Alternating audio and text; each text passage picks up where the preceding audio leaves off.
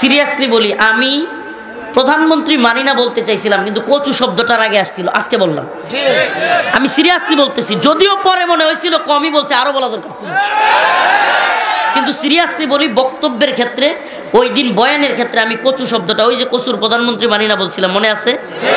আমি সিরিয়াসলি বলি আমি কচু বলতে চাইনি, কিন্তু রাগে খুবে ওই হাসিনার কার্যকলাপ দেখে আইসা বসছে, কিন্তু আমি কচু বলতে চাইনি।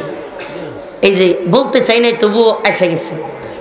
বয়ান করতে গেলে, দীর্ঘ সময় কথা বলতে গেলে, আপনারা মাইক দিয়ে আপনি 1.5 ঘন্টা কথা বলেন না, আপনি তো 5 মিনিট পরে কথাই খুঁজে পাবেন না। ওয়াবিল ওয়ালিদাইনি ইহসানা ইম্মা ইয়াবলুগান্না ইনদাকাল কিবারা আহাদুহুমা ফালা তাকুল লাহুমা উফ ওয়া লা তানহারহুমা ওয়া কুল লাহুমা কাওলান কারীমা। প্রিয় ভাইরা, আমি আজকে আপনাদের সামনে ইসলামে নারীর মর্যাদা এবং তাদের অধিকার নিয়ে কথা বলব। ইসলাম নারীদেরকে কি পরিমাণে সম্মান দিয়েছেন, ইসলামে নারীদেরকে, একটা কথা বলবেন না, এই বাবা আপনি তো দেখতেছেন আমারে, আপনি আর কথা বলবেন না। ইসলাম নারীকে কি পরিমাণে সম্মান দিয়েছে। আমি অসুস্থ মানুষ, আসলে আমি প্রচণ্ড অসুস্থ। আমি মাত্র গাড়ি থেকে নামার সময় প্রায় বমি আসতেছে, মাথা গড়িয়ে পড়ে যাচ্ছে। আমি একটু শুয়েছিলাম, হুজুরের আলোচনা শুনতেছিলাম। সত্যি কথা কি বলবো, মান সাব্বা নাবিয়ান ফাকতুলু, এই হাদিস এবং এই আলোকে যে হুজুর কিছু কথা বলতেছিলেন, এত ভালো লাগতেছিল। কিন্তু কথা প্রসঙ্গে নারী নেতৃত্ব নিয়ে হুজুরের 2-1টা কথা, এটা কারো কারো দৃষ্টিতে মনে হতে পারে যে হুজুরের নারী নেতৃত্বের যে কথাগুলো শুনেন, ইসলামে নারীদেরকে অনেক সম্মান দিয়েছে। যেমন রাসূলুল্লাহ সাল্লাল্লাহু আলাইহি ওয়াসাল্লাম হাদিসের মধ্যে বলেছেন, আল জান্নাতু তাহতা আকদামিল উম্মাহাত, মায়ের পায়ের নিচে সন্তানের বেহেশত। জাহিলি যুগে কন্যা সন্তান হলে তাকে অপমান মনে করে, লাঞ্ছনা মনে করে জীবন্ত পুঁতে রাখা হইতো। জাহিলি যুগে জীবন্ত পুঁতে রাখা হইতো। আমরা দাহিয়াতুল কলবি ওনার ইতিহাস জানি। তো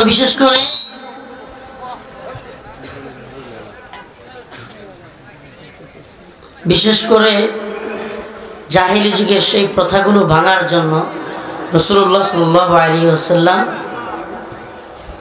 মাদের সম্মান, ইজ্জত, এগুলোর ব্যাপারে অনেক আলোচনা করেছেন, মানুষকে বুঝিয়েছেন। এমনকি আরবে সব জায়গায় বলেছেন, সাবধান, কোনো মেয়েকে আর জীবিকার ভয়ে কিংবা লজ্জার ভয়ে, লজ্জা মনে করে জীবন্ত পুঁতে রাখা যাবে না, এগুলো বলেছেন। এবং নারীদের সম্মান তিনি বজায় রেখেছেন। ইসলামে নারীর কি সম্মান, সুবহানাল্লাহ। এই আর বসতে বলার দরকার নাই, আমি ছেড়ে দিব বাবা, আপনি বুঝতেছেন না।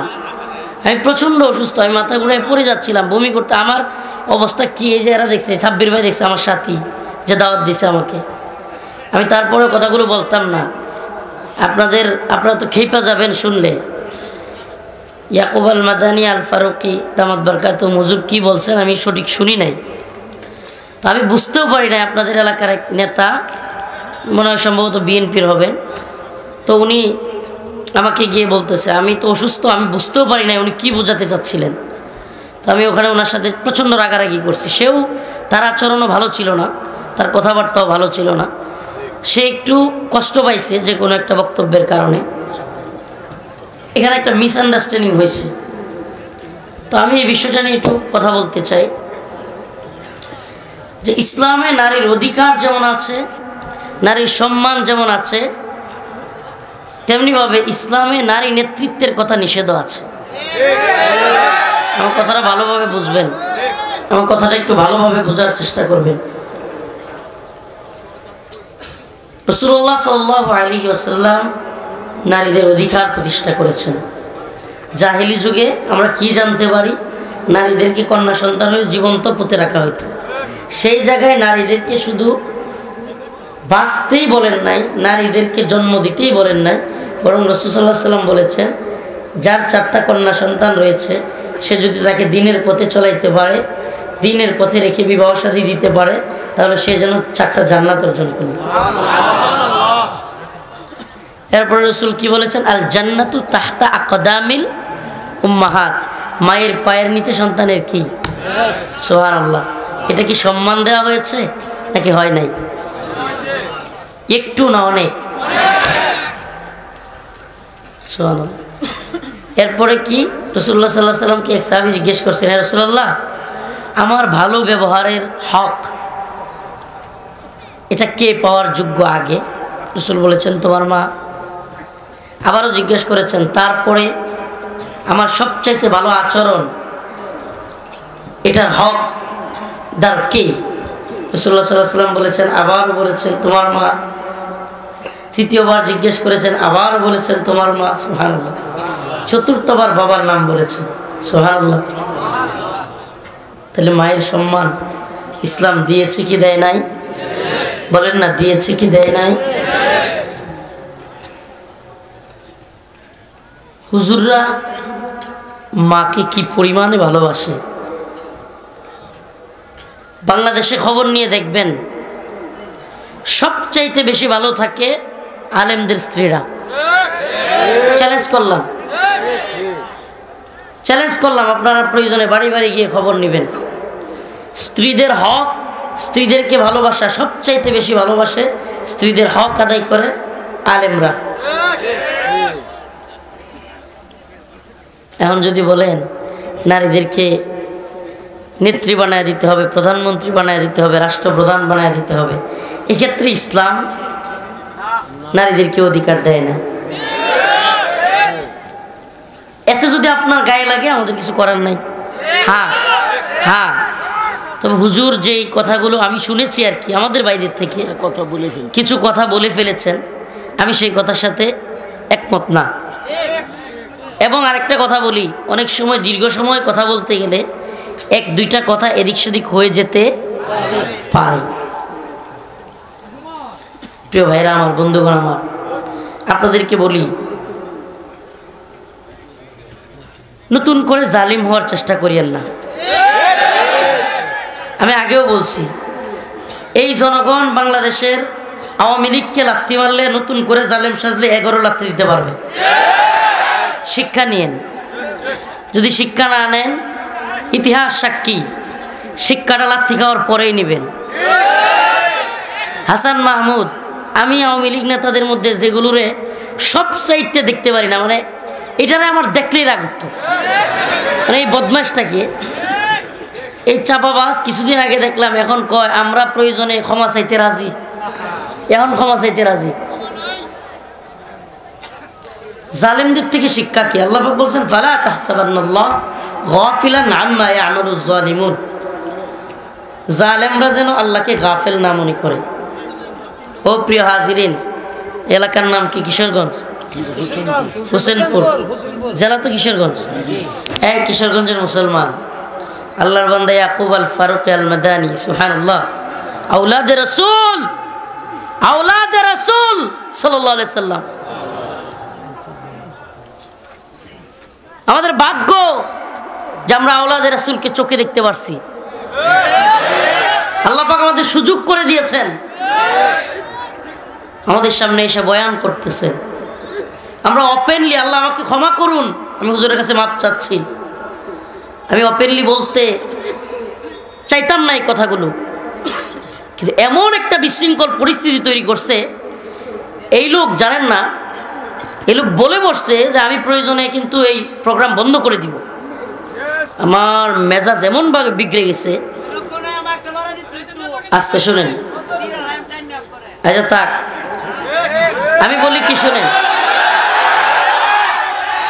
আপনার কষ্ট থাকতে পারে, আপনার কষ্ট হইতে পারে, কোনো কথায় হুজুরের ভুল হয়ে যেতে পারে, কোনো কথায় মিসআন্ডারস্ট্যান্ডিং হইতে পারে, কিন্তু আপনার আচরণ এটা তো ভুল ধরায় দেওয়ার আচরণ না। রাসূলুল্লাহ সাল্লাল্লাহু আলাইহি ওয়াসাল্লামের শিক্ষা তো এটা না। ভুল ধরায় দেওয়ার আচরণটা মাধুর্যতার সাথে হবে, হিকমতের সাথে হবে। আপনার আচরণ এমন হবে না যে আপনি মনে হয় এখন ধরে ফেলবেন, খায়া ফেলবেন, প্রোগ্রাম বন্ধ করে দিবেন। এমন কি বলতেছে যে এই বক্তা যেতে পারবে না। আপনি মিয়া কিশোরগঞ্জ হোসেনপুর থাকতে পারবেন না মিয়া? আপনি চিনেনই না এখনো বাংলার জনগণকে, এখনো যদি শিক্ষা না হয়, না চিনেন, আমরা যদি একবার ডাক দেই আপনি থাকতে পারবেন না মিয়া। আপনার দল, আপনার বড় বড় নেতারা, নাম বলতে চাচ্ছি না, আমার ব্যক্তিগতভাবে ফোন দিয়া খবর নেই, কারাগারে থাকতে আপনার দলের সর্বোচ্চ নেতা ফোন দিয়া খবর নিত হুজুর কেমন আছে। সামনে প্রকাশ্যে বলতেছি, হুজুর কেমন আছে, হুজুরের শরীর স্বাস্থ্য ভালো নেই। আর বিরাট বড় নেতা সাজছেন আপনারা, এগুলো করবেন না দয়া করে। হুজুরের কথায় যদি কোনো মিসআন্ডারস্ট্যান্ডিং হয় আমরা এই কথা বলে দিব। এই যে হুজুরও বলতেছে একটা শব্দ, তো এই একটা শব্দ আল্লাহ রসুল সাল্লাল্লাহু আলাইহি সাল্লামের আওলাদ, আমি যতদূর শুনেছি পাবলিক, আমি ভাইদের কাছ থেকে খবর নিয়েছি, হুজুর নাকি জিহ্বায় কামড় দিয়েছেন। হুজুর কথাটা বলার ক্ষেত্রে, নারী নেতৃত্বর ক্ষেত্রে এই কথাটা বলেছে। আমি তো বলি শেখ হাসিনা কেন, বেগম জিয়া কেন, আরো বড় কেউ যদি থাকে সে পর্দা না করে, তাইলে ইসলামের পর্দার বিধান কি রহিত হয়ে যাবে? হ্যাঁ, তাইলে আগামীকালকে কি পর্দার ওয়াজ করলে আপনারা, কিংবা নারী নেতৃত্বের ওয়াজ করলে আপনারা নতুন করে বাধা দিবেন নাকি? হাসিনা সাজবেন আর আওয়ামী লীগ সাজবেন নাকি? একটু একটু একটু আস্তে আমরা এদেরকে সাবধান করে। আসলে কি জানেন, আসলে কি জানেন, আপনারা মনে করিয়েন না যে সবাই একরকম। কিছু লোক আছে অতি উৎসাহী, নেতা সাজতে চায়, মনে করে এখনই মনে হয় ক্ষমতায় বসছে, ক্ষমতায় থাকা গুলোই লাত্তি খায় বাগছে, আর আপনারা তো ক্ষমতায় আসেন নাই। অতএব একটু সাবধানে কথাবার্তা বলি। আমি অসুস্থ মানুষ, কিন্তু তেজ উঠলে সুস্থ হয়ে যাই। আম করে রাগায়েন না। অতএব দয়া করে, দয়া করে, আপনার একটা আরজি আছে, একটা বক্তব্যে নিয়ে কথা আছে, আপনি হুজুর বয়ান শেষ করতে পারতো, আপনি বসতে পারতেন, হুজুরের সাথে সভাপতি আছে, হুজুরের সাথে বসতে পারতেন, সভাপতির সাথে বসতে পারতেন। শুনেন হুজুর, রাগ করিয়েন না, আমি বলি, এই জন্য আমি বলি কি, আপনাদের প্রতি আমাদের উদাত্ত আহ্বান থাকবে, মাহফিল কমিটির প্রতি নেতা দাওয়াত দেওয়ার ক্ষেত্রে বিচক্ষণতা অবলম্বন করবেন। যারা দিন বুঝে, যারা দিন বুঝে, আলেমদেরকে বুঝে, আলেমদের সম্মান বুঝে। আচ্ছা, আপনার কি মনে হয় আওলাদে রাসূল ইয়াকুব আল মাদানী আল ফারুকি তার মার, তার স্ত্রীর সম্মান দেয় না? আমার কথা বলেন না, উনি কি নারীর সম্মান বুঝে না? হ্যাঁ, কিন্তু উনি বলতে গিয়া বলছে, আচ্ছা বলেন তো, আচ্ছা বলেন তো, যে ইসলামে নারীর যে অধিকার দিয়েছে, আর এই সেকুলার ধর্ম কিংবা মডারেট মার্কা এই তন্ত্রমন্ত্র যে অধিকার দিয়েছে, দুইটা কি এক? এই তন্ত্রমন্ত্র বলবে, এই সেকুলাররা বলবে ইসলামের অধিকারকে মাইনাস করে তারা বলবে নারী পুরুষ সমান অধিকার। নাউজুবিল্লাহ। এখন নারী পুরুষ সমান অধিকার, এটা কি ইসলাম মানবে? আল্লাহ কোরআনে বলতেছেন, ইউসিকুমুল্লাহু ফি আওলাদিকুম লিযযাকারি মিসলু হাযযিল উনসাইন। আল্লাহ নিজে বলতেছেন, তাইলে আল্লাহর কথা কেউ কি মাইনাস করবেন? হ্যাঁ, তাইলে তো আপনি কি আমরা চিনব না?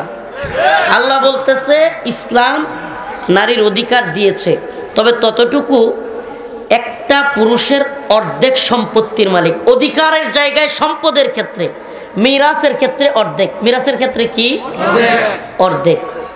আচ্ছা বলেন, কিন্তু ঘরের মধ্যে আপনার মেয়েকে একটা ডিম দিলে ছেলেকে কি দুইটা দেওয়া যাবে? এই কথাগুলো ভালোভাবে বোঝার চেষ্টা করেন। এই ক্ষেত্রে কিন্তু কোনো অধিকারের কার্পণ্য নাই, কিন্তু সম্পদের ক্ষেত্রে কেন? আমি যদি বাস্তবতার নিরিখে কথা বলতে চাই, আমাদের বোনদের, আমাদের মাদের সম্পদের ক্ষেত্রে, আমার মারা, আমার বোনেরা হয়তো কথাগুলো শুনতেছেন, আমার মা বোনদের পায়ে হাত ধরে বলি, যদি সত্যি হুজুরের কোনো কথায় কষ্ট এসে থাকে, আমি আপনাদের কাছে মাপ চাচ্ছি, আমরা আন্তরিকভাবে দুঃখ প্রকাশ করতেছি। কিন্তু তিনি আওলাদে রাসূল, তিনি কখনোই, যেই রসুলের বংশধর, সেই রসুলই তো নারীর অধিকার প্রতিষ্ঠা করেছেন। আর তিনি কিভাবে নারীর অধিকার খর্ব করবেন, নারীকে ছোট করবেন, অসম্মানী করবেন, এটা আমরা বিশ্বাস করি না। হুজুরের কথার মধ্যে নারীর ক্ষমতা নিয়ে কথা বলতে গিয়ে, আমি সত্যি কথা বলবো, আজকে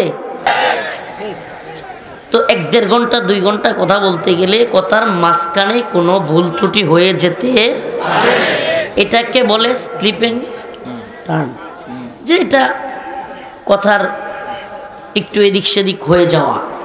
এটাকে আমি আশা করি আমার মা বোনদেরকে বলবো, যারা আমার কথাগুলো তাদের কানে যাচ্ছে। ও প্রিয় মা, প্রিয় বোন, ইসলাম নারীর অধিকারে বিশ্বাসী, ইসলাম নারীর সম্মানে বিশ্বাসী। আরে যদি নারীর ক্ষমতায়ন, নারীর ভালোবাসা দেখতে চাও, রফিকুল ইসলাম মাদানির বাড়িতে গিয়ে একটু ঘুরে আসো, যাও না। আমি আমার মাকে কি পরিমাণে ভালোবাসি, মুহাব্বত করি, মাকে কি পরিমাণে সম্মান করি, আমার স্ত্রী কি পরিমাণে অধিকার পায় পুরো পৃথিবীতে। কসম আল্লাহর, আপনি আমার স্ত্রীর কাছে মহিলারা গিয়ে জিজ্ঞেস করতে পারে, পুরো পৃথিবীতে যদি প্রতিযোগিতা হয় যে বিশ্বে বর্তমান পৃথিবীতে কোন নারী সবচেয়ে সুখে আছে, আমার স্ত্রী একজন, আমার স্ত্রী একজন।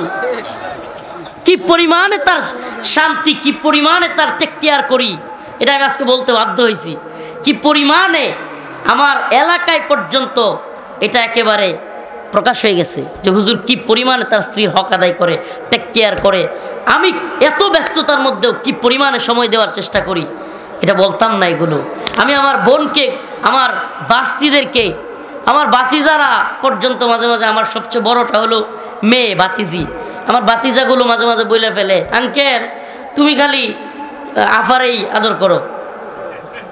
আমাদের মেয়েরা এত বেশি আদরে থাকে যে আমাদের মেয়েদের হক আমরা বেশি আদায় করবার চেষ্টা করি। কিন্তু ইসলামের ক্ষেত্রে দিন যেটা বলছে, শরিয়া যেটা বলছে, আমরা সেটাই মানতে বাধ্য। আচ্ছা বলেন, আমাদের যে মেয়েরা টাকা পয়সা পায় বাপের বাড়ি থেকে, কিংবা স্বামীর থেকেও সম্পদ পায়, বাপের বাড়ি থেকেও পায়, ছেলেদের কি রাগ করলে বাপের বাড়ির জনের কোনো সুযোগ আছে? মেয়েরা তো ঝগড়া লাগলেই কই জায়গা, আমরা বঞ্চিত হইলাম না, আমাদের যাওয়ার কোনো জায়গা নাই। বউয়ের লোকে রাগ কইরা শ্বশুর বাড়িতে গেলে পিটানি ছাড়া উপায় আছে? তা আমাদের হক নষ্ট হইল না। কিন্তু মেয়েরা ঠিকই নিজের শ্বশুর বাড়ি ছেড়ে বাপের বাড়ি যেতে পারে, ঠিক কি ঠিক না? হক বেশি পাইল না? বাংলাদেশে নারী নির্যাতন মামলা আছে, পুরুষ নির্যাতন মামলা নাই। আমরা হক নষ্ট হইল না? কথা কই না করে? মেয়েরা বাপের বাড়ির সম্পদও পায়, স্বামীর সম্পদও পায়, আমরা পাই একটা। কি আশ্চর্য! এত হক বঞ্চিত আমরা। কই না, তারা তো পুরুষের হক নিয়ে কথা বলে না। নাকি বউয়ের কোনো ঝামেলা আছে, মানে বউ বাড়িতে গেলে সমস্যা করবে, নারী নিয়ে কথা বলছে, তুমি কথাই বলো না, আজকে বিছানায় জায়গা হবে না। নেতা মনে হয় টেনশনে পড়ে গেছে যে ঘুমাইতে দিবে না। হুজুর আপনি কি বয়ানটা করলেন? যাক, নারীর অধিকার ইসলাম যেটা দেয় সেটাকে মাইনাস করার সুযোগ আছে? আরে পশ্চিমারা এই তথাকথিত ডেমোক্রেসি, জমহুরিয়তের দ্বারক বাহক, এই পশ্চিম যারা কিনা সবচাইতে বেশি অধিকার অধিকার নারী অধিকার বলে চিল্লায়, এই ভণ্ডগুলো আজ পর্যন্ত আমেরিকার ইতিহাসে একটা নারীকে প্রেসিডেন্ট বানাইল না। এই ভণ্ডরা আমগর দেশে নারীর প্রেসিডেন্ট, নারীর ক্ষমতায়নের স্লোগান দেয়। একদিন হিলারি ক্লিন্টন বলেন বা যতগুলো আছে দাঁড়াইছে সবগুলো, কমলা হ্যারিস, সবগুলো ফেল করছে। অথচ এরা বুটে পাশ করার কথা ছিল। সমস্ত তত্ত্ব, সমস্ত মিডিয়া বলতেছে কমলা হ্যারিস পাশ করবে, হিলারি ক্লিন্টন পাশ করবে, একবারও মহিলারা পাশ করে না। এরা নিজেরাই নারীকে ক্ষমতায় বসাইতে চায় না, আর বিশ্বে ছড়ায় দেয় আমরা নারী ক্ষমতায় বিশ্বাসী, নারী ক্ষমতায়, আর আমগর দেশে খালি নারী প্রধানমন্ত্রী। কি আশ্চর্য রে, কি আশ্চর্য! তারা নারী ক্ষমতায় বিশ্বাসী, তো তোদের প্রেসিডেন্ট নারী হয় না কে? তোদের একটা প্রেসিডেন্ট নারী বানা, তারপরে বিশ্বরে বল যে হ্যাঁ আমরা নারীরে প্রেসিডেন্ট বানাইছি, ক্ষমতা দিছি। তোদের ক্ষমতা তো হলো ফরেন ইন্ডাস্ট্রি তৈরি করা। তোদের নারী ক্ষমতায় আনার, তোদের নারীর অধিকার হলো ফরেন ইন্ডাস্ট্রি তৈরি করা, মিলিয়ন ট্রিলিয়ন টাকা এই ফরেন ইন্ডাস্ট্রি থেকে ইনকাম করা। নাউজুবিল্লাহ। নারীদেরকে বিকিনি পরানো, নারীদেরকে হাফ প্যান্ট পরায় ছাইরা দেওয়া, এই নারী স্বাধীনতা? ল্যাংটার দল, বেহায়ার দল, নির্লজ্জের দল। এখন এগুলো বললেও কি আপনারা নারীর ক্ষমতার বিরুদ্ধে কইছি মনে করবেন? তাইলে আপনি নারী কোনটা পুরুষ কোনটা এটাও বুঝেন না, নারীর অধিকারও বুঝেন না, পুরুষের অধিকারও বুঝেন না। আপনি যে কি বুঝেন না সেটাও বুঝেন না। তা আপনারা কি কম? প্রিয় ভাইয়েরা আমার, বন্ধুগণ আমার, ইসলাম নারীর অধিকারে বিশ্বাসী। আবারও বলতেছি, ইসলাম নারীর অধিকারে বিশ্বাসী। কতটুকু বিশ্বাসী? কতটুকু বিশ্বাসী? দেখেন দেখেন, আজকে নেতারাও আজ যাই না যান, সবাই জানেন শুধু বাংলাদেশে, কোন দেশে? শুধু বাংলাদেশে প্রাপ্তবয়স্ক নারী পুরুষের একটা হিসাব করা হয়েছে। প্রাপ্তবয়স্ক মানে বালেগ বালেগা, প্রাপ্তবয়স্ক নারী পুরুষের হিসাব করা হয়েছে, পুরুষের চাইতে 65 লক্ষ বেশি নারী। চিন্তা করা যায় কত? পুরুষের চাইতে। এখন বলেন, যদি প্রতিজনে প্রাপ্তবয়স্ক পুরুষ একটা একটা বিয়ে করে, তাইলে বিয়ের বাকি থাকবে কতজন? কত লক্ষ? 65 লক্ষ মেয়ে, আমাদের মা বোন, আমাদের বোনেরা বাকি থাকবে বিয়ের। এটা পরিসংখ্যান বলে, একটা একটা বিয়ে করলেও। আর এই যে এতটি যে বিয়ে করছে না, এখানে যদি হিসাব করা হয় যুবকদের যে 18 থেকে নিয়ে 25 পর্যন্ত বিয়ে করে নাই কতজন, প্রায় সবগুলো হাত তুলবে। তে অবস্থা কি হবে? হাসেন না, সিরিয়াস কথা বলতেছি, হাসির জন্য না। 65 লক্ষ নেতা একটা ভালোই করছে। আমার যে অবস্থা ছিল আমি কথাই বলতে পারতাম না, কিন্তু রাগের কারণে কথাগুলো বলতে পারতেছি। আসতে বলুন, 65 লক্ষ। কত লক্ষ? 65 লক্ষ মেয়ে বিয়ের বাকি থাকবে। এজন্য ইসলাম বলছে মাসনা ওয়া সুলাসা ওয়া রুবা, পুরুষ যাদের সামর্থ্য আছে 2টা 3টা 4টা পর্যন্ত করো। কারণ আমি যদি কই আমার নিয়ত আছে আর ইউটিউবাররা এটা ছাইরা দেয়, ওরা তো আমার ঝামেলা আছে, তাইলে আমি কইতাম যে আমার নিয়ত আছে।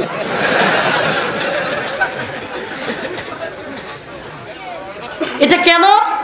আপনি কি ভাই হাসতেছেন? যেই 65 লক্ষ মেয়ে বিয়ের বাকি রয়ে গেল, এরা বাবার বাড়িতেও বঞ্চিত থাকে। এদের চেহারার কারণে কিংবা বিভিন্ন কারণে বিয়েটা হয় না। এই মেয়েগুলো কষ্টের শিকার হয়, দিন শেষে হতাশায় নিমজ্জিত হয়, দিন শেষে এদের সাথে আল্লাহ মাফ করুক অবৈধ সম্পর্ক তৈরি হয়। বিয়ের আগেই এরা অনেকে সতীত্ব হারায়, এই মেয়েগুলো লাঞ্ছিত হয়, অপমানিত হয়। আর আল্লাহ পাক কি সুন্দর অধিকার রেখেছেন, ফানকিহু মা তাবা লাকুম মিনান নিসা মাসনা ওয়া সুলাসা ওয়া রুবা, তোমরা 2টা 3টা 4টা পর্যন্ত বিয়ে করো। সুবহানাল্লাহ। তো একজনে যদি 2টা 3টা করে করেন, ব্যাস এই 65 লক্ষের গ্যাপ কি হয়ে যাবে? সুবহানাল্লাহ। বলেন তো, ইসলামে এই যে অধিকারটা দিল মেয়েদের জন্য, এটা কি ভালো করলো না খারাপ করলো? এটা তো 65 লক্ষ।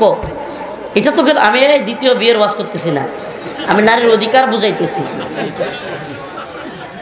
এটা তো গেল 65 লক্ষ। যেই মেয়েগুলো বিধবা হয়ে গেছে, আমাকে বলেন, যেই বোনগুলো, যে আমাদের যে বোন, যে মা বিধবা হয়ে গেছে, সন্তান আছে 1-2টা বা সন্তান নাই, এদেরকে দায়িত্ব নিবে? বিশ্বাস করবেন কিনা, আপনারা সামাজিক মানুষ, আমরা সবাই সমাজে বাস করি। যেই মাগুলো, যেই বোনগুলো অল্প বয়সে বিধবা হয়, ছোট বাচ্চা থাকে, দিন শেষে এরা বাবার বাড়িতেও কথাবার্তা শুনে খুব কষ্টে থাকে। কথা বলেন না? এই মেয়েটার দায়িত্ব নেওয়ার কেউ থাকে না, দায়িত্ব নেওয়ার কেউ থাকে না। এজন্য দ্বিতীয় বিয়েটা ইসলাম যেটাকে জায়েজ করেছে, এটাকে অ্যাভেলেবেল করতে হবে। এটা নারীর অধিকার, এটা নারীর ক্ষমতায়ন।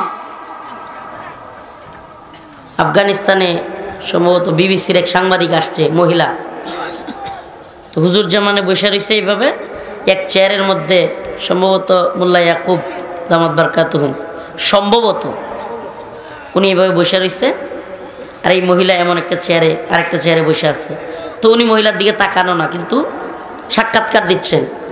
তো মহিলা এক পর্যায়ে বলতেছে, হুজুর, মোল্লাজি, আপনারা তো নারীকে তার স্বাধীন মোতাবেক কাপড় চোপড় পরতে দেন না, অধিকার দেন না, এগুলো বলতেছে। তখন মোল্লা তিনি বলছেন, আফগানে তালেবানের এক নেতা, মোল্লা ইয়াকুব হতে পারেন, ভিন্ন কেউ, উনি বলছেন, আচ্ছা আপনারা কি নারীদের যে কোনো কাপড় পরতে আপনাদের আমেরিকা বা পশ্চিমে দেয়? তখন মহিলা সাংবাদিক বলছে, হ্যাঁ হ্যাঁ অবশ্যই, আমাদের মেয়েদেরকে আমাদের ওই অঞ্চলে যেভাবে মন চায় সেভাবে যে কোনো কাপড় পরতে পারে। মোল্লা ইয়াকুব বললেন, আচ্ছা আপনাদের দেশে যদি কেউ উলঙ্গ থাকতে চায় কোনো মেয়ে, তাহলে কি সেটাও দেয়? তখন সেই সাংবাদিক মহিলা বলছে, না না না, এটা তো সম্ভব না, এটা তো বেহায়াপনা, উলঙ্গ কেন থাকবে? মোল্লা ইয়াকুব বললেন, আপনাদের দেশে উলঙ্গ থাকাটা বেহায়াপনা, হাফ প্যান্ট পরাটা ভদ্রতা, আর আমাদের দেশে হাফ প্যান্ট পরাটা অভদ্রতা, বুরকা পরাটা ভদ্রতা। কই মারছে বুঝছেননি? যারা কইতো মোল্লার দৌড় মসজিদ পর্যন্ত, পরিস্থিতি কোন পর্যন্ত দেখছেন তো? মোল্লারা এখন সিরিয়া দখল করছে। আলহামদুলিল্লাহ কর না, এত মাথা ব্যথা করিয়েন না। আমরা বাংলাদেশও ইনশাল্লাহ ইসলামী শরিয়া প্রতিষ্ঠা করব ইনশাল্লাহ। এই ভূখণ্ডেও আওয়ামী লীগ হাসিনার পতন ঘটে নাই, পাল্টা যেগুলো এইভাবে জুলুম করা শুরু করবে, দিন শেষে মানুষ বুঝবে কাউরে দিয়া কিচ্ছু হবে না, কোরআন আনতে হবে।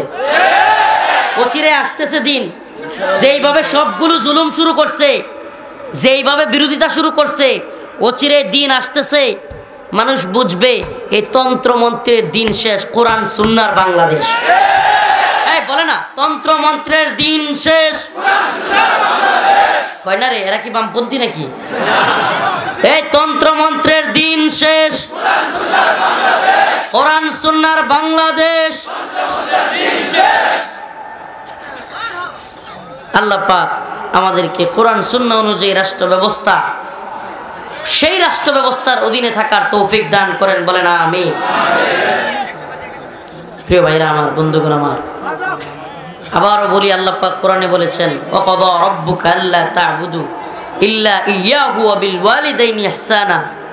আল্লাহ পাক বলছেন যে তোমাদের বাবা মা দুইজনের কোনো একজন কিংবা উভয়জন যদি পৃথিবীতে থাকেন, তাইলে তোমরা তাদের সাথে সৎ ব্যবহার করো। কি ব্যবহার করো? সুন্দর ব্যবহার করো। ইম্মা ইয়াবলুগান্না ইনদাকাল কিবারা আহাদুহুমা আও কিলাহুমা ফালা তাকুল লাহুমা উফ। এমন কোনো আচরণ করিও না যে আচরণের কারণে তারা উফ শব্দটা পর্যন্ত বলে। তারা এমন কোনো শব্দ বলে যে শব্দের কারণে তারা কষ্ট পায়, তোমরা সেই শব্দটা পর্যন্ত বলো না। আল্লাহ পাক আমাদের সবাইকে মা বাবার মর্যাদা রক্ষা করবার তৌফিক দান করুক, আমাদের মা বোনদের মর্যাদা রক্ষার তৌফিক দান করুক। আল্লাহ পাক আমাদের সবাইকে দিন বোঝার তৌফিক দান করুক। আবার জন্য দোয়া করবেন। আসলে কি বলবো, আবারও পিঠের এই মেরুদণ্ডে ব্যথা সহ মাথায় প্রচণ্ড ব্যথা, তবুও যে কয়েকটা কথা বললাম আমাদের জন্য খাস করে দোয়া করবেন। শেষ কথা, আখেরি কথা, শুনেন, কেউ কারো উপরে জুলুম করবেন না। জালেমদের পরিণতি ভালো হয় না। রাসূল সাল্লাল্লাহু আলাইহি সাল্লাম হাদিসের মধ্যে বলেছেন, ইয়াউমুল আরাফার দিনে যারা আরাফার ময়দানে যাবে সবাই ক্ষমা পাবে, যারা দোয়া করবে ইল্লা জালেম, জালেমের ক্ষমা নাই। আল্লাহ পাক আমাদের সম্মানিত উপস্থিতি দোয়া হবে, আমরা দোয়ায় শরীক হই। যেভাবে দোয়া শুরু করি। আলহামদুলিল্লাহি রাব্বিল আলামিন আর রহমানির রহিম মালিক